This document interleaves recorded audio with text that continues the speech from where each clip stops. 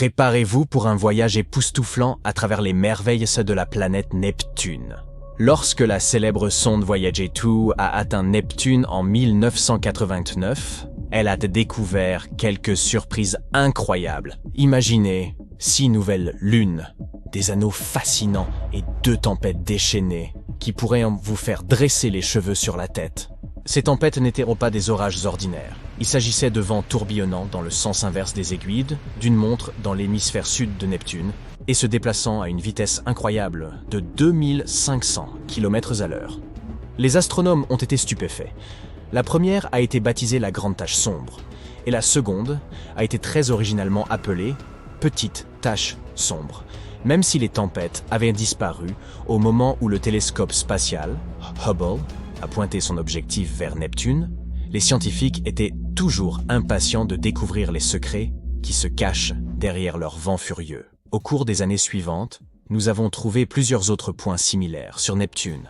Hubble a été notre paparazzo interstellaire, saisissant des images à couper le souffle de ces tempêtes démentielles. En 1994, il a pris des clichés montrant que les 2 taches précédemment observées par Voyager 2 s'étaient volatilisées, prouvant que ces tempêtes ne duraient pas bien longtemps. Enfin, du moins, pas à l'échelle de ces planètes géantes. Plus tard, en 2015, des astronomes analysaient des images d'une petite tornade sur Neptune. Et ils ont remarqué que quelque chose d'extraordinaire se passait. D'éclatants nuages blancs ont commencé à tourbillonner à un endroit différent. Et en 2018, bingo! Une énorme tempête sombre, aussi grande que la Terre, s'est manifestée juste là. C'était la première fois que nous assistions de nos propres yeux à la naissance de cette tempête. Imaginez être présent pour assister à la naissance d'une tempête de type Grande Tache Sombre sur Neptune. C'est comme observer un miracle cosmique se produire. Cet événement a donné aux scientifiques de nouvelles informations sur ces mystérieuses tempêtes. Donc, nous connaissons maintenant 6 grandes taches sombres sur Neptune. Et voici le plus étrange. Ces immenses tempêtes sur Neptune se comportent très différemment de la célèbre grande tache rouge de Jupiter, par exemple. Les grandes taches sombres ont la liberté de se promener tout autour de la planète avant d'être finalement déchirées par les vents puissants dans la haute atmosphère de Neptune. Elles sont comme des nomades planétaires. Puis, lorsque la nouvelle tempête est apparue, les scientifiques ont remarqué quelque chose de fascinant. Des nuages blancs éclatants, composés de méthane gelé, flottaient au-dessus de la tempête. Cette découverte nous suggère que ces grandes taches sombres se forment plus profondément dans l'atmosphère de Neptune que nous le pensions auparavant. C'est comme si la tempête commençait à se préparer en profondeur et poussait les nuages de méthane jusqu'au sommet. Un peu comme lorsque vous voyez des nuages duveteux se former au-dessus du sommet d'une montagne. En comprenant ce lien, les scientifiques peuvent en apprendre davantage sur le fonctionnement de ces tempêtes et ce qui les rend si uniques. L'équipe de recherche a également estimé à quelle fréquence ces tempêtes fantastiques apparaissaient sur Neptune. Il semble qu'elles surgissent tous les 4 à 6 ans et chaque grande tache sombre vit une vie relativement courte d'environ 2 ans. Certaines, cependant, parviennent à tenir jusqu'à 6 ans, une longévité impressionnante. Mais il y a encore tant de choses que nous ne savons pas sur ces tempêtes fascinantes. Nous sommes impatients de mesurer la vitesse de leur vent, par exemple. Les scientifiques estiment qu'ils sont d'environ 360 km/h. C'est assez similaire à la vitesse des vents à l'intérieur de la grande tache rouge de Jupiter. Heureusement, davantage d'observations et d'analyses de Hubble nous aideront à percer ces mystères et bien plus encore. Mais il y avait un autre casse-tête qui laissait les scientifiques perplexes. Imaginez ceci, en dépit du fait qu'elle soit plus éloignée du Soleil que sa voisine Uranus, Neptune était en réalité plus chaude. Faisons une pause un instant et réfléchissons à ce que plus chaude signifie sur une géante de glace comme Neptune. Contrairement à notre Terre bien ferme, nous ne pouvons pas insérer de thermomètre dans sa surface. Nous ne pouvons que jeter un coup d'œil aux couches extérieures, ce qui signifie que nous n'obtenons pas une image complète. Nous devons donc nous fier aux mesures de température prises à différentes altitudes, puisque le noyau de Neptune est probablement assez petit. En prenant ces mesures, les scientifiques ont découvert que Neptune et Uranus ne se trouvaient pas réellement à des températures différentes. Elles sont pratiquement identiques. Cela ne semble pas tout à fait logique, car Neptune reçoit moins de lumière solaire qu'Uranus. Alors, le mystère de ces étranges tempêtes pourrait-il détenir la clé permettant d'élucider le skund, celui de ces étranges températures? Voyons voir. Bien sûr, les scientifiques se sont immédiatement penchés sur ce cas. Et il s'avère que Neptune aime bien frimer en ce qui concerne la chaleur.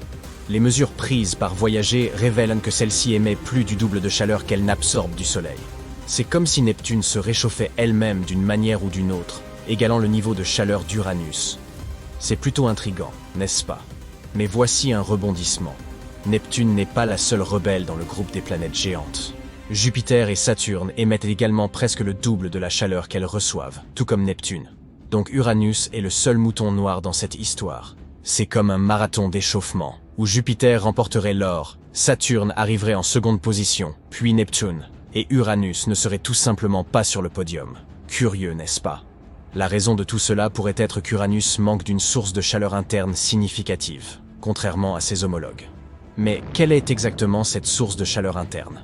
En termes simples, c'est la chaleur qui reste de l'époque où le système solaire a été formé et où les planètes se formaient. Sur Neptune, et aussi sur Jupiter et Saturne, cette chaleur supplémentaire provient d'une chose appelée contraction gravitationnelle. Imaginez la planète se rétrécissant lentement à cause de la gravité qui attire tout vers l'intérieur. Au fur et à mesure qu'elle rétrécit, la matière qui tombe transforme son énergie potentielle en énergie thermique, laquelle s'échappe ensuite de la planète. Alors, pourquoi Uranus manque-t-elle de cette source de chaleur interne? Eh bien, quelque chose d'étrange a dû se produire durant les premières années d'Uranus. Peut-être une collision qui l'aura fait pivoter sur le côté? Cet événement aurait pu perturber le processus, laissant Uranus sans source de chaleur interne significative. Voici une autre idée assez cocasse. Au lieu de libérer de la chaleur depuis l'intérieur à un rythme régulier, ces planètes gelées pourraient simplement avoir d'impressionnants rots de chaleur. Oui, vous avez bien entendu. Uranus pourrait se trouver dans une phase calme, tandis que Neptune vient de lâcher un rot tonitruant. Ils pourraient être comme des épisodes de convection, lesquels se produisent à des moments spécifiques, mais sont séparés par de longues périodes de temps. Un peu comme le hockey. Mais tant que nous n'avons pas observé l'un de ces épisodes en action, nous ne pouvons pas être sûrs que cette théorie soit vraie.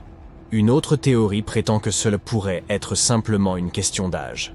La quantité de chaleur qu'une planète dégage dépend principalement de sa longévité et de la rapidité, ou de la lenteur à laquelle elle libère cette chaleur.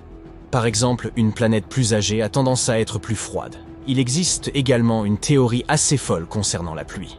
Sur ces géantes gazeuses pourrait pleuvoir une sorte de pluie d'hélium. Et peut-être qu'elle pourrait affecter la quantité de chaleur libérée. Nous ne le savons pas encore avec certitude. Puis finalement, revenons à nos tempêtes mystérieuses. C'est là que les choses deviennent intéressantes. Ces vents sont extrêmement violents, et la température pourrait jouer un rôle dans tout cela. Le froid extrême qui règne sur ces planètes crée les conditions d'une très faible friction. Elle permettrait au vent de se déplacer à des vitesses extrêmes. En d'autres termes, contrairement à la Terre, qui a des montagnes et des obstacles qui ralentissent les vents, les géantes gazeuses ont une surface lisse. Mais voici la partie vraiment digne d'intérêt. Ces tempêtes pourraient-elles être liées à la chaleur à l'intérieur des planètes? Eh bien, il pourrait y avoir un lien, mais c'est un équilibre délicat. Pour percer ces secrets, nous devons creuser à l'intérieur des planètes des choses comme leur masse, la taille de leur noyau, ainsi que leur densité. Heureusement, la sonde Juno de la NASA s'occupe de collecter des données gravitationnelles de première qualité sur Jupiter, nous aidant à recréer leurs impressionnantes structures. Les simulations informatiques nous ont donné une idée alléchante. Les vents sur ces géantes de glace pourraient ne sévir que dans les couches supérieures de leurs atmosphères. Un peu comme si ton voisin donnait une boum à l'étage. Cela suggère que les vents supersoniques que nous observons sur Uranus et Neptune sont causés, du moins en partie, par la libération de chaleur lorsque des choses comme l'eau se condensent. Comprendre tous ces effets déconcertants n'est pas une mince affaire. Voyez-vous, une seule année sur Neptune a une durée phénoménale de 165 années terrestres. C'est comme attendre des siècles pour voir les saisons changer. Ainsi, l'étude du cycle saisonnier de Neptune nécessite une incroyable patience de la part des astronomes. Alors, attendons de voir comment cette histoire se déroulera dans le futur.